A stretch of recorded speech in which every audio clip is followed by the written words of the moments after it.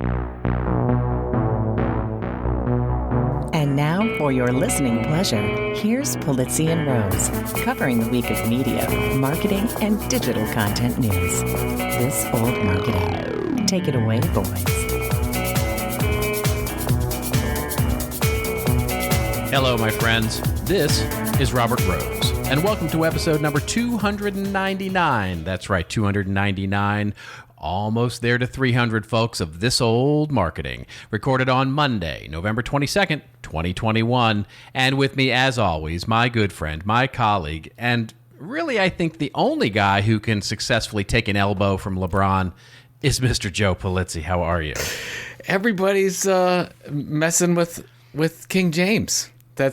Yeah, they are. The internet is freaking out right now about LeBron's elbow. I've only heard about it. I've not seen the video. I probably should watch it because I've seen the headlines. He did throw the elbow. Yeah, he did throw it, and it did make the guy's eye bleed. So, I mean, it's a thing. Yeah, so. Well, yeah, more haters coming out for that, I'm assuming. LeBron is just like the New York Yankees or the Notre Dame Fighting Irish. You either love them or you hate them. There's nothing in between. Right. Probably like your Cowboys as well, actually. A lot of people. Well, they got their butts kicked. Yeah, well, so did the Browns, but they ended up winning.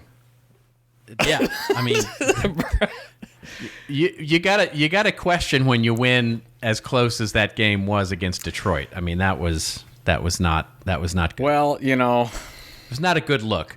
Not a good look. But it was a win. It's. I was at that game, and we were all talking. We were talking about how ugly this game is, but we said, you know what? If we win, we're 6-5, and we can do whatever. If we win out or we win against we play all the teams we need to play, and we control our own destiny. So we just got to win. And by the way, the weather was just atrocious. I mean, it was raining the entire time. So yeah, I'm not making excuses. They played horrible, but they won. And Detroit is not, even with the second string college quarterback that Detroit had, they're not a horrible team. They're not. Right. That's right. I don't know. I mean, they probably are the worst team in the league. Well, they've played. Who knows? No, they've played a lot of teams tough. I mean, and when you don't have a lot to lose, you can sort of throw the kitchen sink at stuff. And so I'm sure that's a lot. They're all all those players are playing to play somewhere else, right? They're all putting tape on themselves. They're playing it's all hard at this point. It's just because you're not playing for anything. And you've got to be frustrated. You're playing for tape on yourself. Well, you've got to be frustrated because it seems like they either play terrible or they play amazing. Your Cowboys. There's not anything in between. It's uncanny. Yeah, it's uncanny. They show up every other week now. And so, it's Dak came out and played. I mean, and the funny thing is, it's not like one person. Now there was a lot of injuries that was to be taken account of, but there's still no excuse. It's a crazy year in the National Football League this year because there's no dominant teams. Anyone can beat anyone else, and that's what you want, right? You want the fact. I mean, Houston beat Tennessee yesterday. That shouldn't have happened, but that's correct, isn't it? Was it Houston or? Yeah, I mean, Houston beat the Titans, which is that shouldn't have happened. The Titans were the number one AFC team, and they lost. So. Yeah. Whatever. But anyways, happy Thanksgiving. I always enjoy our Thanksgiving special episodes, which we've been doing ever since, let's say did we do one in 2013? I can't remember. But we usually do because we don't record. We generally record on Thursday and we don't record on Thanksgiving, which is Thursday for those people that don't know about the U.S. Thanksgiving holiday. That's right. That's right. And it's usually a light news week, so we do something special. Yeah, it's very slow right now. People are already on their holidays, getting ready for turkey coma or whatever they decide to do. Turkey coma. Yeah, that's exactly right. They are waiting for their turkey. I'm waiting for my turkey coma. You're waiting for your turkey tequila or your tequila coma or whatever you do. All of the above. Yeah, it will be all of the above. It will be hashtag all of the drinks will be had. Little red wine, little reposado. whatever, and you're good to go. Little bourbon, yeah. It's going to be, what's that? One bourbon, one scotch, and one beer. It's going to be that's Robert Rose's holiday theme song. Is what it's going to be. Exactly. So you want to tell the folks what we're doing for this episode, or should we talk about the 300th first? Well, let's talk about the 300th first, just because we'll get that out of the way. The quick promo that's right, folks. It is next week. So you'll come off of your turkey coma and have a wonderful end of the week next week. This Old Marketing, which will be our 300th episode, dun, dun, our special episode, answering all of the questions that you have been sending in, and we've been getting some great ones. Continue to add them. It's not too late. Please do send us the questions either via the website and drop us an audio question. We've gotten a couple of those this week, so that was. Do you want to set a cutoff? By the way, do you want to say that this? Yeah, do you want to say Monday, next Monday, or Friday, something? If you haven't gotten your question in by the end of the weekend, what's your problem if you haven't? But exactly, what's wrong with you people? And so. Exactly. And I really don't, and so we're going to be recording it, as you might expect, a little earlier, because we're doing video. We're going to be doing some editing. We're going to be actually, putting some care and feeding into this, chuckle-headed show. So I do need it. Yeah, we do need it earlier rather than later. And so, please do, though. Hashtag us up on Twitter, hashtag ThisOldMarketing if you want to put that in. Or there's the contact form on the thisoldmarketing.site website. Or, just about any way you can get. Carrier pigeon is always a good way to get it to us. So however you can get it to us. And we have some special prizes, as we talked about. Joe will be giving away $50 of Tilt Coin, and I will be sending those who get questions chosen a Killing Marketing book. So really a tremendous value. What an amazing deal that is. What an amazing value. A wonderful holiday gift for anyone. There it is. For one and all. Truly. One and all. Oh, my God. All right. Here's what we're going to do this episode, ladies and gentlemen. We are going to talk about a few things. You know how Oprah has her favorite things episode that always is in this time of year? Well, we're going to do kind of something like that. We're going to basically tee up some things that hopefully give you guys some wonderful resources, some thoughts, and they're basically just a little bit about us and our favorite things. So we'll start with what we're currently reading. It might be books, it might be white papers, it might be whatever we're currently reading now. And, of course, putting those links in the show notes. And then we'll talk about what we think maybe the most influential book of all time is and why. And then we'll talk about our favorite TV shows of the last year, just to give you some alternative programming, something you may want to watch over the holiday experience. We'll talk about our favorite current gadget or gadgets. And then we'll talk about the biggest marketing trends that we see in the next year. And last but not least, we'll just sort of celebrate our rants and raves section by talking about our biggest current marketing or content marketing creation pet peeve. What really bugs us, what really, as Peter might say, grinds our gears. And that's it. Well, that should This sounds like a fantastic show. This is, I can't wait. Like a wonderful show. Can't wait to get into this. Well, here's the fun thing. Neither Joe nor I know each other's answers. We did this all in the background, so this is not rehearsed. We may come up with the same things. We may come up with entirely different things. We may have disagreements. So there we go. Should we dive in? If we came up with the same things, that would be tragic. And it's highly unlikely. I think I can't imagine we won't come up with. There's probably some overlap because we do talk every week. TV shows have. And TV shows I think is going to probably match pretty well, but who knows? We'll see. All right, where should we start? All right, what are you? Well, let's start with what we're currently reading. What are you currently reading, enjoying, loving, hating, whatever? Just what do you currently got on your bedside? Well, I am currently reading Snow Crash by Neal Stephenson. I've heard of it. It's a new book, but it checks out. It's an old. I think 1995, if I'm correct. I think that's the year that it was published. That's right. Just to give some background on I'm rereading Snow Crash, by the way. I've read it before. I read it. Yeah. I can't remember who recommended. This is, I don't know, 10 years ago, somebody recommended that I read it. I absolutely loved it. And of course, with all the metaverse, the news and Meta and Facebook and whatever, everybody's gaga about the metaverse. And for people that don't know, that the term metaverse originated in the book Snow Crash. And I recommended it on my podcast recently as sort of training reading, if you will, for what's going to happen in the future. So there's a little bit, for those of you that like Ready Player One, it has a little bit to do with that, because you actually would plug into whatever this metaverse or digital universe is. There's a lot of stuff that happens in it. It's a bit violent at times, but if you like science fiction, you will love it. And if you just want to get ready for what's going to happen in the very near future, outside of maybe people killing each other, you will really, I think, enjoy Snow Crash. So you have read it, correct? Oh, multiple times. Yeah, so it's one of my favorites. So it's one of my favorites. It's absolutely one of my favorites. Do you know the origin of the title? No, I don't. But you obviously know more about this than I do. So go ahead.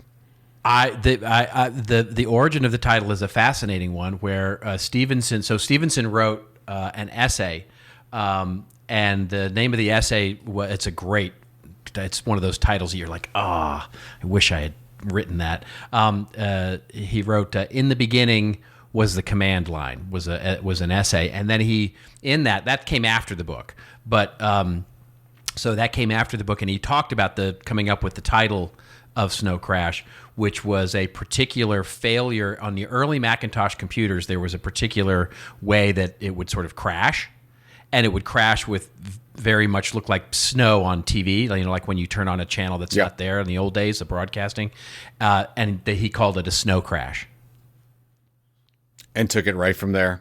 And took it right from there. Yeah, he took it right from that sort of failure mode of a Macintosh and then built the whole. I mean, it's a wonderful, wonderful story, and not a particularly happy story. No, it's not. But it really is amazing how close he's come with some of the technology. Some of the things. Now 20. Yeah. Let's see, that book's 26 years old now. So it's crazy how close he's become with all of his predictions, let's say. So anyway, so what are you reading? What is on your nightstand? What is in your open browser? What are you doing? Yes, I have one book that is on my bedstand, and then one book that is currently open on my Kindle, which I am reading in between times. The one on my bedstand is called Unflattening. Okay. It's a book that came out in 2015 by Nick Sousanis, and it's really just the closest thing I can describe it is a philosophy book. It is, it's basically this sort of essay, if you will, about how humans construct knowledge, how we sort of think about knowing things, and he presents it. It's normally something that you would see in a very thick paperback book and be very highly technical, but what he did was, in a truly innovative and creative way, he made it a graphic novel, or a look like a graphic novel, and it's beautiful. The sketching and the artistry is just absolutely beautiful, and it's this, it's a very fast read because of that, but you sort of want to take in all the pictures, because the pictures are metaphors for what he's talking about, and it's just absolutely delightful. And I've been slowly reading it. It's one of those books that you could literally probably consume in a day, but I've been really just slowly reading it, because I'm sort of letting the pictures wash over me, and it's just great. It's deep. The second book that I'm reading, it's deep. It's deep stuff.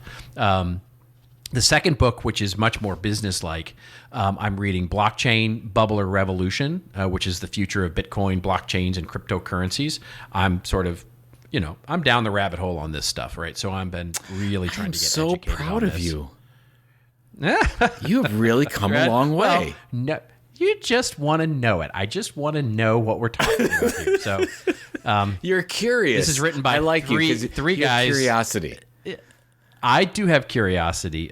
Neil Mehta, Aditya Agash, and Parth Detroya.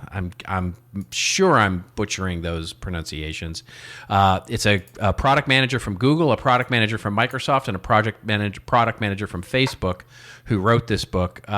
And it's good so far. It's good. It's a good primer on everything Bitcoin, blockchain, cryptocurrencies, and I'm enjoying it. Have you read Bitcoin Standard by chance?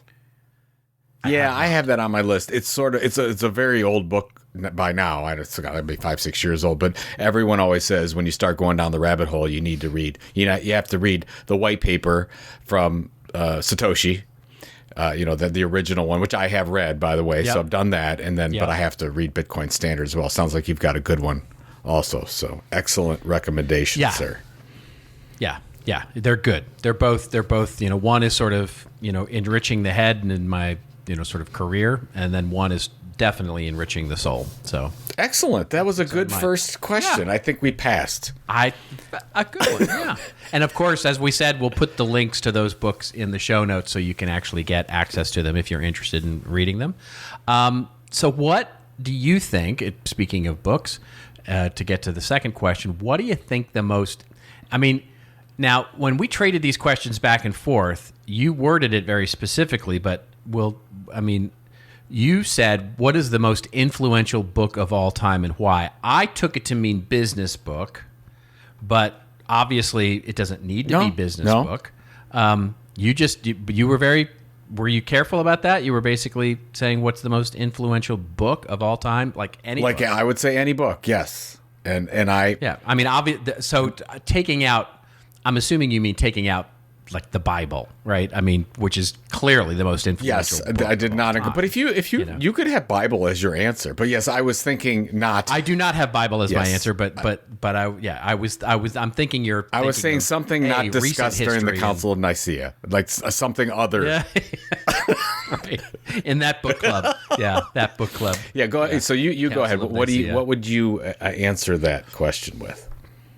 Well, I interpret it as business book, to be honest. So my answers are both business books.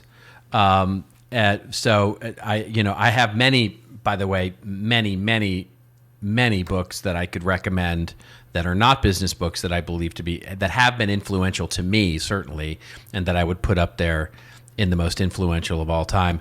But for business, just to keep it sort of sane for a moment, I went with Peter Drucker's Practice of Management. Oh, yeah. And it's it's a must read for anybody in marketing, business, and quite frankly, any content creators out there as well, because this was really the book. What you have to remember about this book, it was written in 1954, and no book to that point had really addressed the art and science and practice of business management as a thing, right? You just sort of, the way that business managers got to be business managers where they worked in a business for a while. And then it was sort of like you just made it up. And Drucker actually sort of documented all of this. It was the first to talk about like what is a business, like to actually try and define that. And this is where you get the famous quote of, that so many people use, like, marketing and innovation are the only things of value in a business. Everything else is a cost, which everybody quotes all the time. It was the first to talk about the idea of the purpose of a business is to create a customer, which you've also heard a million times. It was the first to talk about the purpose of management being to get to the organization's mission statement, to focus on talent acquisition, to focus on building teams. It was also the first and maybe most important time that there was this concept talked about. And when I say this, you're going to go, right, we've known about that forever, but this was the first time that it was ever really discussed, which was how managing a business has to be a creative rather than an adaptive task. In other words, what Drucker was saying in the book was he was arguing that said, a great management team, a great business creates economic conditions or changes the economic conditions rather than just adapting to whatever economic conditions exist. And then he said that's what separates good businesses and management teams from bad businesses and management teams. So it's, I think, truly one of the most influential books in business that has ever been written. Fascinating. Yeah. The other one, by the way, that I would mention, just simply for its, I guess, you know how they talk about in NFL the sort of coaching trees. Yeah. That you see, you great coaches, sort of. I saw. Yeah, you and Tom Webster were talking about coaching trees. Yeah, on Facebook. We were going out of that about on Bill Belichick. Yeah, exactly. Well, and you've heard me talk about Theodore Levitt a million times, but it's not even a book. It's a white paper that he wrote in the 1960s called Marketing Myopia. And the coaching tree, or quite frankly, the practice tree that grows out of Marketing Myopia is just huge. I mean, everything from Simon Sinek's Start With Why, you can trace that right back to Marketing Myopia. When Steve Jobs, the video that everybody always talks, that sends around about Steve Jobs talking about how you have to start with the customer experience and work your way backwards to what you're going to market. That can trace its legs back all the way to Marketing Myopia, the jobs to be done framework, design thinking, understanding what business we're really in, whether you're in the, buggy whip or the transportation business. All of those things just go ladder right back up into Marketing Myopia, and it's such an important concept. I would put it right up there with probably the most influential publications for marketing that's ever existed. So those are my two. I've never read that, but I've heard you talk about it so many times. I feel like I have. That's my well, yeah. Almost every have. I mean, it's not long. It's not long. It's 8 or 10 pages. It's not a big page. It's not a big commitment, and it's so important. There were a couple people that worked at Penton when I was back in that they used to pass the white papers out to everyone so that they could get a really good foundation for what that was all about. Then back, what was it? 7, 8 years ago, when you and I were on the road to city to city to city every week, and I would actually listen to you talk about it incessantly. Yeah, exactly. Loved it every time. Yes. Every time it was fresh. Yep. It was new to me. We actually made a joke about it in that video we did for Opening Content Marketing World one year, where it was like I was so crazy about Theodore Levitt. Everybody rolls their eyes every time I mention it. It's true. Yes, it's true. Whenever I mention it, my wife, who has now heard about Theodore Levitt more than she ever wanted to know about Theodore Levitt, now rolls her. She's like, "Oh, that." Yeah, it was like what we were. I know how it ended up, but we were trying to get where you were talking to a group of people, and then slowly people just started to walk away from you as you brought up Theodore Levitt, because again, exactly. Oh God, here he goes again talking about Theodore Levitt. I have, because we don't follow instructions very well, I have 2 books as well. Mine are a little bit different, but they go together because of the effect that they had on me personally. So both of these, I've talked about this before, but the one is Think and Grow Rich from Napoleon Hill. Oh, and of course, it's a very chauvinistic book. It was written in the 30s. So I apologize to anyone who takes offense by the way that some of the things are written in the book. It's very men, he, him dominated for everything. But, that's the way that Napoleon Hill wrote. But the message is valuable to anyone. He's got multiple lessons in that book that made an impact on me.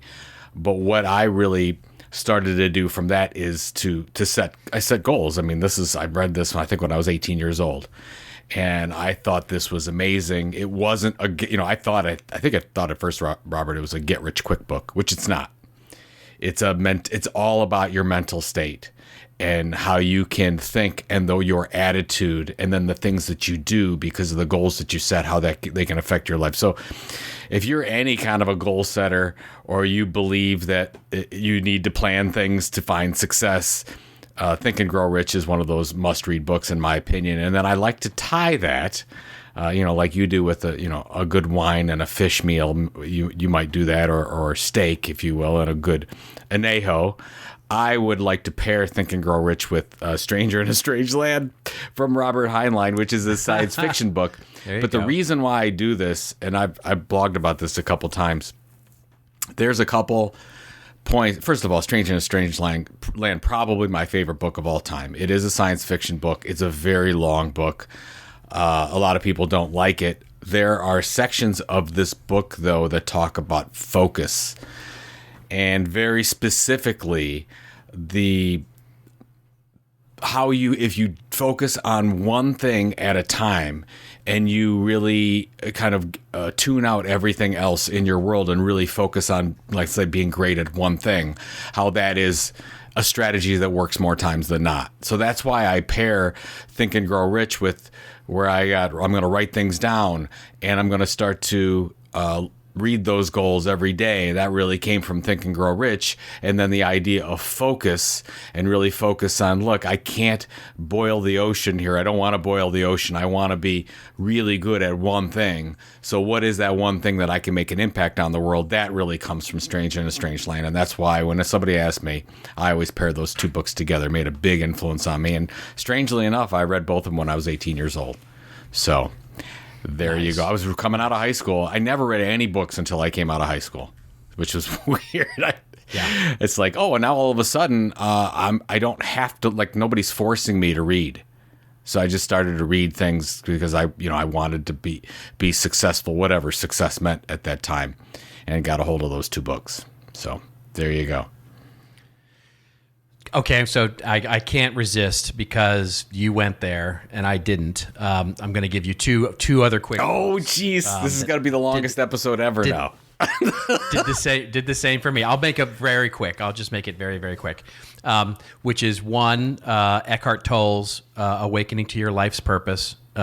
Hugely influential in my sort of path, if you will, and the other, which may be the most influential in my career building and certainly my enjoyment of life path, is a book called The Alchemist. Oh, that's a fantastic book. Yeah, it's an amazing book. So I'll just leave it at that, let it hang there, so that we can move on. But yeah, those are two. I haven't read Awakening Your Life's Purpose. It sounds like this is something I need to read. It's great. All of Eckhart Tolle is really great. That's his famous one. The Awakening to Your Life's Purpose is his famous one. I love it. Perfect. All right. This one I think this one's going to be pretty quick here. Your favorite or the best TV show of this year? I think we're going to agree on this. Yeah, mine's Ted Lasso. Of course. Is that yours too? Not even close. Oh yeah, of course. It's not even, and it's not even close. I mean, I have a couple of seconds that were also good, but I mean, it's really, really far down from the number one spot, which is Ted Lasso. And everybody said this season wasn't as good, and I disagree. I thought this season was fantastic. I thought it was a great bridge season from season 1 to what will ultimately be season 3. I thought it was just delightful. The Christmas episode alone. It's so funny because, you love the Christmas episode. You remember how many people were just hating on that Christmas episode. Hated it. They thought it was too saccharine. But right? you know what? I think that people confuse, like we talked about it a couple times on the show, actually, that it is such a positive show, right? There's just some wonderful messaging that happens about the state of humanity, and we can learn so many great things about that, and so it is a good show. But I think some people confuse the fact that to be a feel-good show, it doesn't always have to have a happy ending to each episode. And I think people sometimes think, it's a feel-good show. I want it to be everything to work out in the end. That doesn't happen in Ted Lasso. Everything does not work out in the end. He still got divorced. Things still happen. There's a lot of personal problems going on. Now, of course, there's a lot of father-son issues, which resonates with me. And a lot of the characters talk about the relationships they have with their fathers. Of course, Ted's and Jamie. What's Jamie's last name? Jamie Tart. Jamie Tart. Jamie Tart. Jamie Tart. Yeah. So I can't. And I'm the thing that I'm most upset about is I've heard that they're not starting filming on that until January for the 3rd episode. Yeah, it's going to be a while. Why? It's going to be a while. I don't know. It's the same frustration I had with Picard, which is one of my second ones. When is Picard? Are they actually doing another? Yeah. It's been 2 years now. I think it's done. I know. It's crazy. It's crazy. I really enjoyed Picard. And Picard I was looking at it, I'm like, that was the show that I was saddest to see end. That was the one I was saddest to see end. I think he's a great actor, and you're a huge Star Wars. It's just Star such Trek a great fan, show. So I'm a huge Star Trek fan. So, by the way, and the one, I've gotten asked by a few of my friends who know how big a Star Trek fan I am. What do I think of Discovery? I'm gonna try and give this season, which literally just dropped, I think last week. I'm gonna try and give it a shot, but boy, do I struggle with that show. I really, really just struggle with that show. I mean, it's like, it's like every episode's a very special episode of Blossom. It's like everything is like, the heart's on the sleeve, and it's like, it's just so aware of its own sort of, inclusiveness, which I can appreciate. I appreciate the inclusiveness very much, but at the price of sort of making it silly, almost to the point of silliness. And it's like, I can't. Yeah. Feels a little forced. I don't know anything about it. So it just takes the adventure out of it, right? You just take all the adventure out of it, right? Anyway, I'm going to give it a shot. I'm going to give it another shot because I do that for every Star Trek series. But you're very open-minded when it comes to Star Trek. I am, and I didn't like the little comedy cartoon show either. So the Below Deck is the name of that one, but All right, so anybody who hasn't watched Ted Lasso, I don't know, you probably just haven't. Ted Lasso. Yeah, by the way, it's on Apple TV Plus, which we've talked about on this show. I thought that Apple TV Plus's goal, I thought the whole thing, I thought their investment in content, I thought it was all terrible. And then Ted Lasso comes out, and now I'm like, oh, I think it's the whole thing. Strategy's going to work now because of this one show, and I think it will. Yeah. And then he's got a bunch of really bad Tom Hanks movies on there too. So there you go. I just watched that. It was not good. I watched the one with Finch. What's the one that he was on the submarine or not the sub, but the battleship. I thought that was not a great show. I did not see that one. And then now the new one with the robot I've heard is terrible. Finch. Yeah. It's awful. Well, good. Now I don't have to watch really that. Not good. Yeah. Fantastic. There you go. All right. Our next question. What is your favorite current gadget? Like, what's got you all hot? Well, you already know the answer. I'll go first because you already know this one. It's still. Oh, I do. It's still my Ember. Keep my coffee warm. Funny. But mine's coffee too, but it's a completely different thing. But yeah. Well, so anyways, a little detail for those of you that don't know. I got this as a gift from my kids, and they gave me, and this was a holiday Christmas gift, and it is a wonderful coffee mug that it runs on battery, and it keeps your coffee at the exact temperature that you want it. So if you want it 130 degrees Fahrenheit, or you like it at 110, or whatever you want it at, it will keep it that temperature. You control it with your phone. And then to your point, it does need to be on.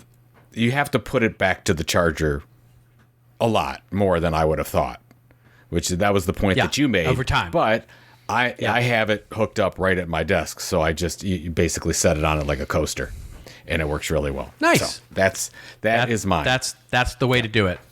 That's the way to do it. And it frustrated my wife altogether because we had ours in the kitchen, and then she would walk around with the mug, and it just over time it doesn't hold the charge as well, so it starts. So that's really good advice. If you are the type of person that walk all over the place and you sit at different places when you have your coffee, this is not going to work for you. Get a couple of them. Yeah, well, or get a couple of them. But right? if you sit down at a desk like I do, like I get my coffee. I usually get my coffee. I'll read in the morning. And then when I'm ready to go to my desk, I'm there, I'm sitting there, and I put my coffee on it, feeling good, keep them warm. Because I don't drink coffee quickly. I drink it over a 2-hour period. So there it is. Fantastic. What do you got? What's your gadget? So mine is coffee as well. So have you heard about this Comatier coffee? No. So Comatier is this new company. And what they do is they send you can order, it's coffee that comes, so the little Keurig type package, I have a Keurig, absolutely. Which is meh. It makes meh kind of coffee to me. It makes fine. It's fine. Are you saying you're a coffee snob? Is that what you're saying? I am saying I am a coffee snob, and if I'm a coffee snob, my wife is the biggest coffee snob on the planet. we have tried everything. We've done French press, we've done drip, we've done pour over, we've done, if you can think of it, we've done it in terms of coffee. And generally speaking, we have found, just for you who may be interested, we found Percolator to be the best, but that's neither here nor there. Comatier is this service that takes really good coffee, and what you do is you buy it and you get it in a freeze-dried, it's all frozen, little container, and it looks very much like one of those Keurig things. So you get like a little box, and you can order and customize your little boxes so that it's one might be a pack of decaf, and another might be a pack of, light roast, and another might be, a dark roast, and all of that. And basically you get it and it comes all freeze dried and everything, and basically in a, sort of whatever they call that stuff, the stuff that when you mail it, it's not liquid ice, but it's dry ice. You know what I'm talking. Dry ice. Thanks. Dry ice. Comes in dry ice. You put it immediately into your freezer and it stays frozen.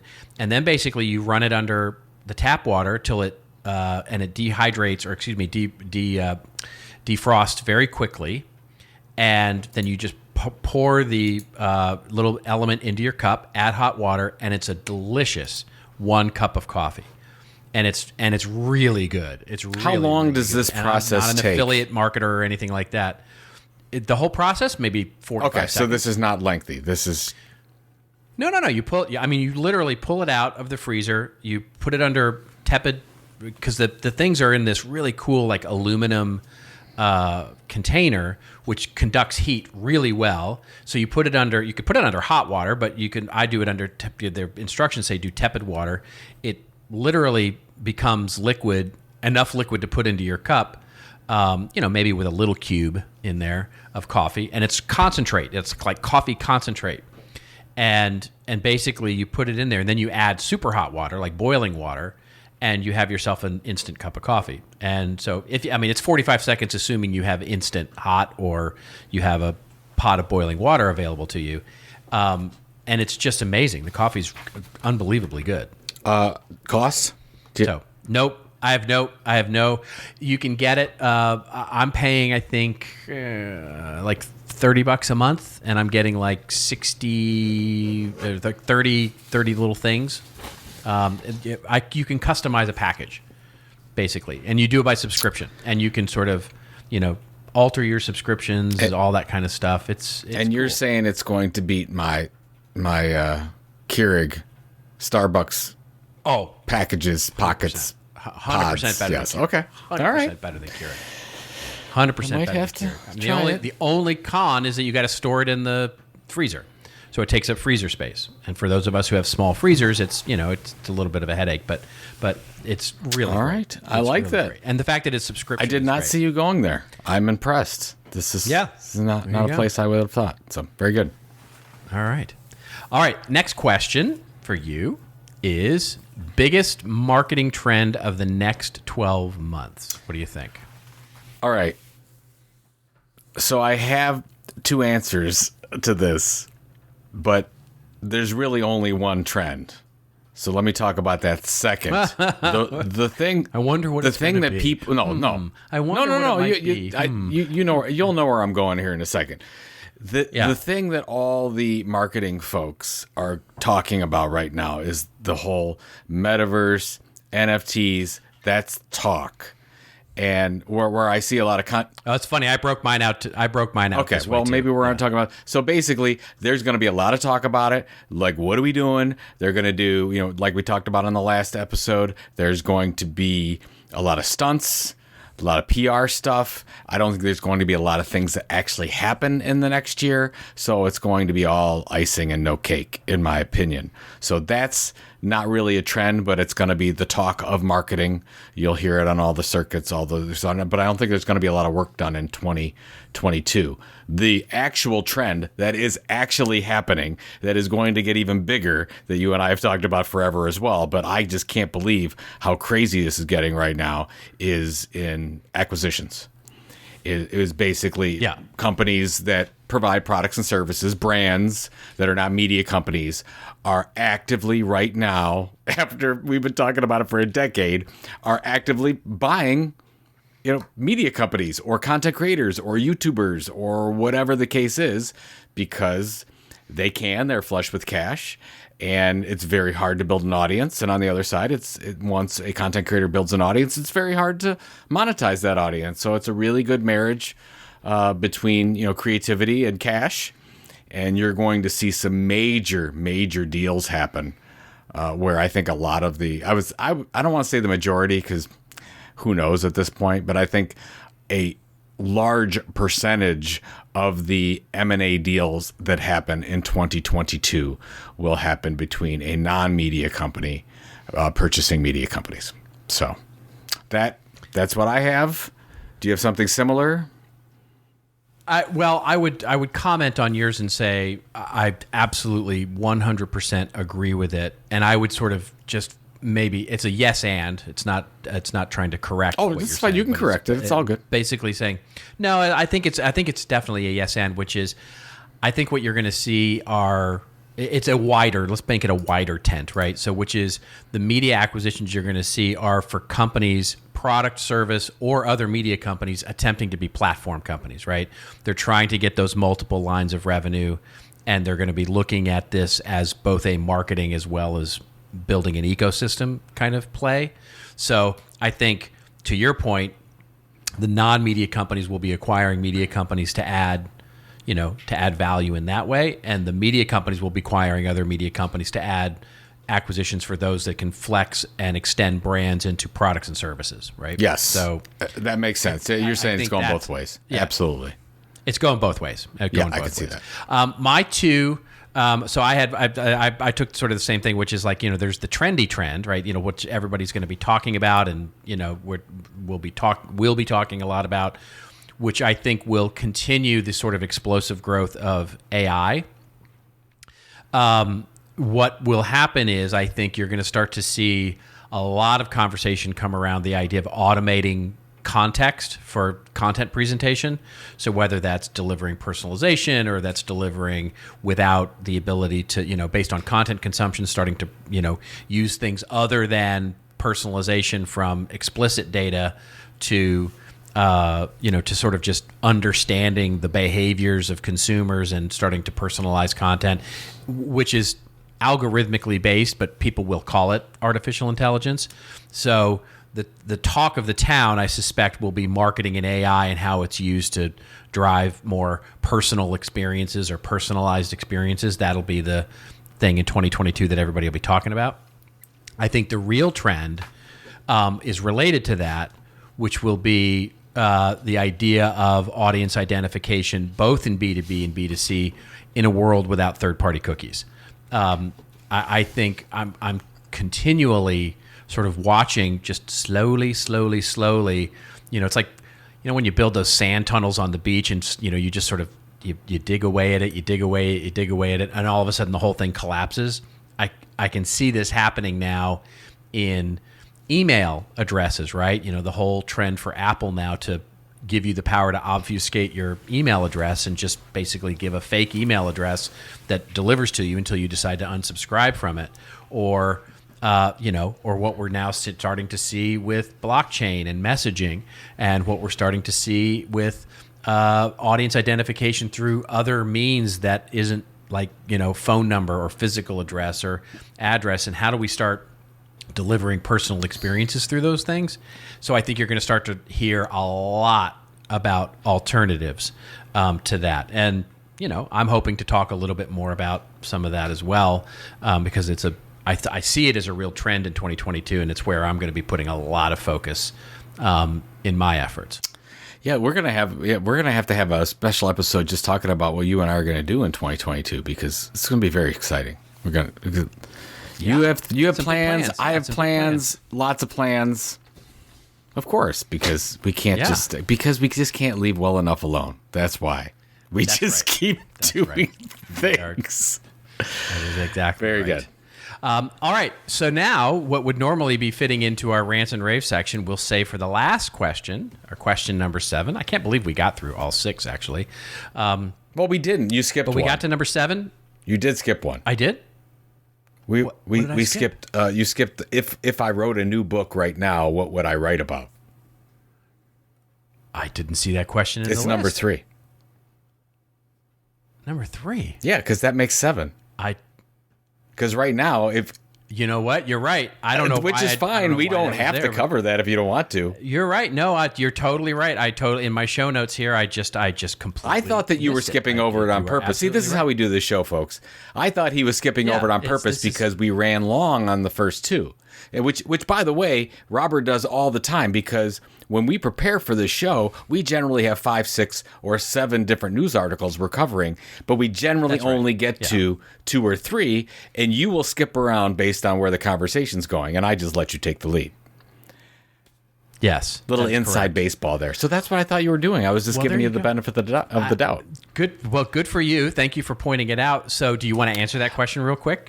Yeah, sure. Real quick. I'll answer. So cover all the bases. I'm going to make sure I don't miss a base as we round it. As we round toward home. The question is, if I wrote a book right now, what would I write about? And again, I can never have one answer. I have 2. Because I feel I'm late if I started writing this now, but the whole Web3 business model for content creators needs to happen. We cover a lot on the Tilt right now with that in articles. I've written many articles on it. But if I was going to write a book, I think a book is necessary on what this new business model is, what it means, how we do it, is it different, those types of things.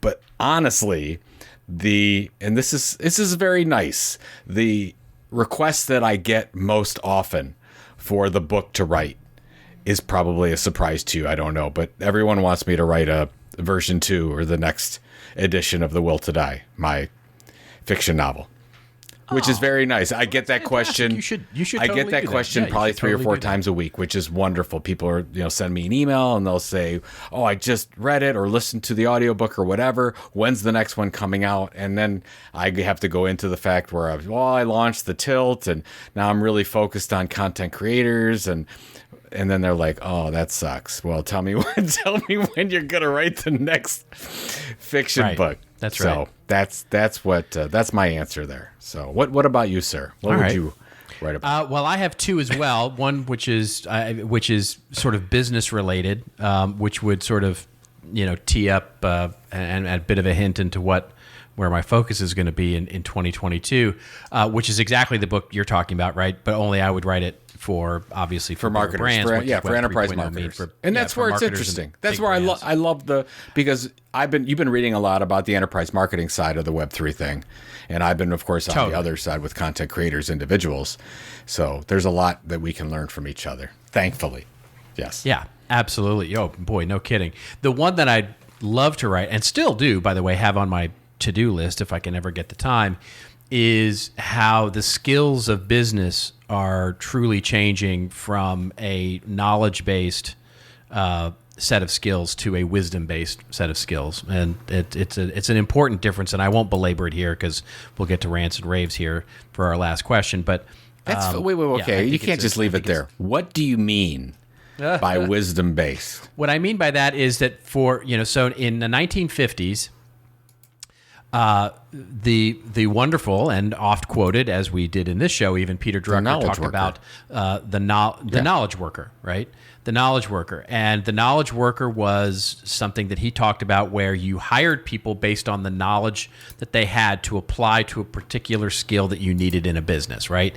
So you'd hire ostensibly subject matter experts that basically excelled at one particular bent of knowledge, that they knew the facts, they knew how to do something, they had the knowledge. Well, knowledge itself, information, has become so commoditized in today's world, it's literally a Google search away. And what is mostly missing now from businesses is the skill set of how to apply knowledge based on experience, which is classically known as wisdom, which is how do you actually get creative about the way that you mash knowledge together to come up with something new, to create something new and innovative. And that's truly the skill set. And, in other words, when you think about the knowledge worker, think about the person who has in-depth knowledge of how to code up HTML. That is a knowledge worker, right? I know how to code up HTML, therefore I'm hired for that particular skill set and knowledge, and I can do that. that's something that now with AI and automation can be automated in large degree, and has to many. The skill set of knowing HTML is gone now. It very quickly rose in the early 2000s and has now ostensibly disappeared as a skill. And many of those skills that we have today, including things like accounting and the idea of coding and the idea of are starting to evolve now into how do you practically apply that in a wise way, in a creative way, which is really at the heart of classic thought of wisdom. And I think that we have now reached a new age of the wisdom worker, which is that's the book that I wisdom worker. Ooh, I wonder if that exists. Yeah. It does. Yeah. Trust me, you're just going to frustrate yourself, as I've frustrated myself with people out there talking a little bit about this. There's enough out there that like it's frustrating, and not enough out there that I feel like it's been properly covered. Well, you can't go with the wisdom worker, but maybe you could go with something like business lessons from the Dark Crystal. That might work. I like that. Is actually you could when you were giving your explanation. All I was thinking about is you could wrap this whole thing up in inside the Dark Crystal, the movie. Oh, sure. The Dark Crystal and Labyrinth. Oh my gosh. I think we're all see, good. There it is. Yeah. That's the new book. That's what we want. Yeah. Yeah. There it is. There it is. If only David Bowie was still alive. Man. That could be. Yeah. He would be perfect for it. So. Anyway. Let's finish up with our last bit, which is, of course, our biggest pet peeve. Current marketing or content creation pet peeve. I have one, but you go first, and I'll go. All right. So I have many pet peeves, but I'm going to pick this one. I do too. It was hard to contain. Quite frankly, yeah. You've been involved in this one a little bit recently. I won't go into too much detail, but you know how basically every couple weeks I'll throw on LinkedIn or I'll throw on Twitter, do not build your content house on rented land. No. Right? I know. Yeah, you know where I'm going. I talk about it all the time. Yeah. We basically built Content Marketing Institute around that idea and teaching marketers. Well, we built this city on rock and roll, Joe. Yeah, well, the fact that you don't build your content house on rented land. Right. And talk about it all the time. Correct. And there's a number of...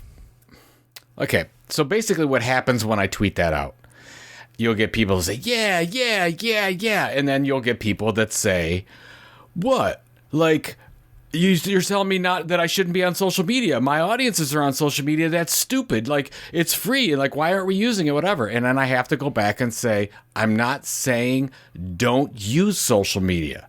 Of course, we want a smart, strategic use of social media platforms that makes sense. We want to go in that direction. But we do not want to give all the control of our communications and the content experiences we want to build with our audience to other platforms. We want to take some control, not ownership. We can't own the audience, but we can control our communications a little bit better through things like our website, a membership site, email marketing, which we're both high on, those types of things. But so often what happens is somebody will take that, they'll write a blog post, they'll do a podcast, they'll do something like that, and they'll say, Joe or other people that talk about this type of thing say, oh, you shouldn't be using social media. You should all be using owned channels or controlled channels, and that's just silly. And then I always have to come back and say, that's not what we're saying. I'm saying don't build your content strategy just on social platforms, because Google Plus can happen at any time. Facebook can change the algorithm at any time. YouTube can ban you. Twitter can ban you at any time. So take a little bit of control for your marketing strategy. That's all I'm saying. Of course, where it makes sense, use social media. And that's my biggest pet peeve, is when people take something and they turn it a little bit to I don't know, be a little bit more argumentative and to pick a fight. Yeah, pick a fight. Yeah, exactly. Like a news channel would. Yeah. Go in that direction because and then everybody piles on. Oh yeah, you're right. That's stupid. You actually should be using social media. And then I have to get back on and I have to do the whole thing again and say, that's not what we mean. This is what we mean. Yeah. And it's basically listen closely. Don't build your home. Let me say it again. Home. Don't build your home on rented land. Sure, build your rental property, build your pop-up hut, build your pop-up store, go rent a condo, whatever metaphor you like, go do all of that on social media. Just don't build your home on rented land. Because why? Because you don't own your home then, and you can't control your home. Your home. That's the important part of that sentence. So yeah, exactly. Like what have we been doing for the last decade? We've been fixing up and doing a wonderful job of fixing up our places that we live and giving it new wallpaper and new carpeting and everything to the nines. And we're helping Facebook and Twitter and YouTube and LinkedIn and all those companies. And we've been building their audiences for them. And our audience is on those platforms are not our audiences. We're renting those. You would never go in and spend $100,000 to.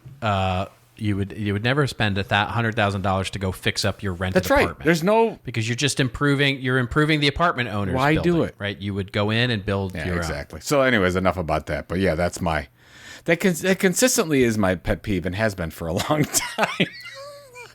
You keep having to fight that battle. How about you, sir? What is your pet peeve? I have pet peeves on a couple of things. Mostly it's in one category, which I would call the algorithm hack. For me, it is just this. So the first example of this is the needlessly long or falsely long video or blog post, right? And you know what I'm talking about, right? You've got to monetize it for YouTube, so it's got to be 8 minutes. So it might be something that literally the video should be like 30 seconds long. Here's the answer, right? The old Kramer, why don't you just tell me the name of the movie you'd like to see? And instead what you get is a video going, movies were invented in the 1920s. In the 1920s, movies were invented. And then movies were invented. And when movies were invented, basically, they were moving pictures. Still pictures, of course, were earlier than that. And still pictures came earlier because moving pictures were harder to make. And so on, and so on. And so you're like, oh my God, fast forward, to get to the actual meat of what the headline or what the value of the video is going to be. Blog post, same way. There's this sort of need for it to, or the feel for the need for it to be long. So it's literally it's 500 words before you actually get to the lead of the article itself. And so it's like you get all this backstory for stuff that you don't need or want, and you're trying to get to what it is it's trying to say. Or another version of this is the LinkedIn poll, which I guess someone's discovered somewhere gets a lot of engagement. So now you're seeing LinkedIn polls like every 2 seconds, like, what's your favorite color of ice cream? What bicycle do you like? Do you like one with 2 wheels or 1 wheel? And it's all in the name of getting those precious clicks and likes and having your profile circulate higher. Or the one where you get tagged in with about 1,000 other people. I think, you shouldn't build your home on rented land. Tag. I mean, 1,000 people are tagged in the things so that you get, notified that you're supposed to come in and comment on this thing. Another one is that I'm getting recently this new trick in email that I'm getting from B2B marketers, which you put RE in your title, so it looks like you've already responded to it.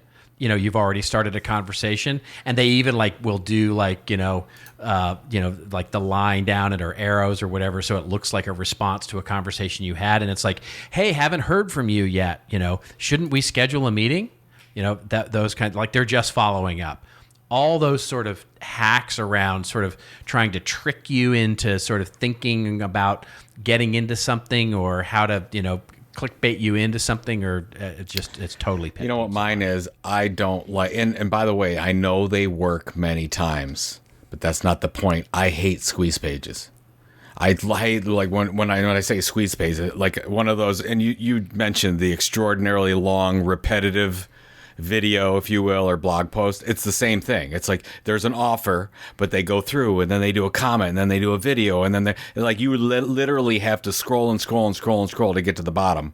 It's like, oh, you need this for $8.88 or whatever it is. I'm tired of that. I just want to, if I'm going to offer something for sale, I just want it on one page. I don't even want to scroll down. What is it? What are you giving me? If I want to click for more information, what's that link? Here's some questions. Here's maybe a little video. Put it all in one, and I don't have to scroll forever. It just seems schwarmy to me. The shawarma, yeah. For sure, the shawarma. So, very good. Shawarma. Oh, that was fun. That was a good word. That was a fun episode. Yeah, that was totally fun. We could just do that every time. That was we won't have to prepare. Yeah, people would get tired. People would get tired. People were already tired. That's why it's a special episode. Yes. But next week is a special episode too. So we have two special episodes in a row. Awesome. It's going to be off the hook fun. We're going to have a good time. If we can pull it off, we'll see if we can pull this whole thing off, this whole video and some of the fun stuff that we've got planned. So, we'll see. It could go down in flames. It could be our worst episode ever. Absolutely. Absolutely right. So you'll have to tune in to find out. You see what we did there? It's a clickbait. You're going to have to tune in.